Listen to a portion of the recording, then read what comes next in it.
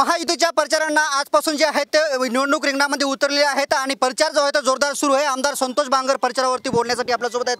काय दादा, कसा प्रचार सुरू आहे? एकदम जोमामध्ये प्रचार चालू आहे। येणाऱ्या 26 तारखेला लोकांची अशी परिस्थिती आहे की तुम्ही आमच्या गावामध्ये यायची आवश्यकता नाही। आम्ही या देशाचे पंतप्रधान नरेंद्रभाई मोदी यांना तिसऱ्या वेळेस बसवणार आणि तुम्ही 4 तारखेच्या नंतर विजयाच्या मिरवणुकीसाठी पण आमच्या गावामध्ये भेट द्या, ही सर्वांची इच्छा आहे। Come, come, come, my love, please don't say no, baby. Come, come, come, my love. V Guard के air coolers extra large cooling pads के साथ जो अच्छों को ठंडा करे।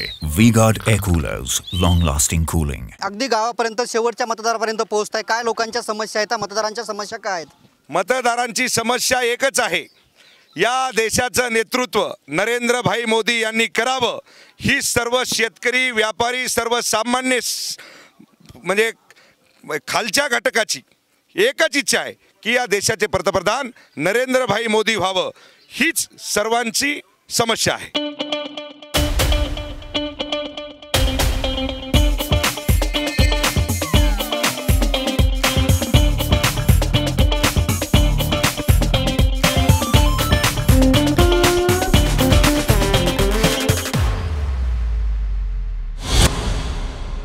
समोरच्या महाविकास आघाडीचा उमेदवारही एवढ्याच ताकदीने प्रचारामध्ये उतरलेला आहे।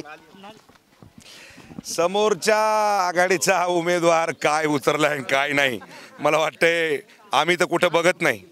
कारण की आता त्यांना हत्यार सोडून दिले, आलं का लक्षात? ते जोरानं ठोका मारल्याच्या नंतर कसं हत्यार तुटतं तसं त्याचं आता हत्यार तुटलेलं आहे।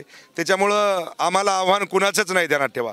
4 तारखेला विजय हा नरेंद्रभाई मोदीच्या रूपाने आपल्या हिंगोली लोकसभेवरती माझ्या छत्रपती शिवरायाचा, माझ्या सरसेनापती बाळासाहेब ठाकरे यांचा करकरीत भगवा या लोकसभेवरती फडकणार आहे। तुमच्याकडे कुठलं हत्यार आहे? सिक्स मारणार की चौकर मारणार? आमच्याकडे तर तुम्हाला सांगतो, सिक्सरच्या पलीकडचा जर एखादा असेल, आलं का लक्षात?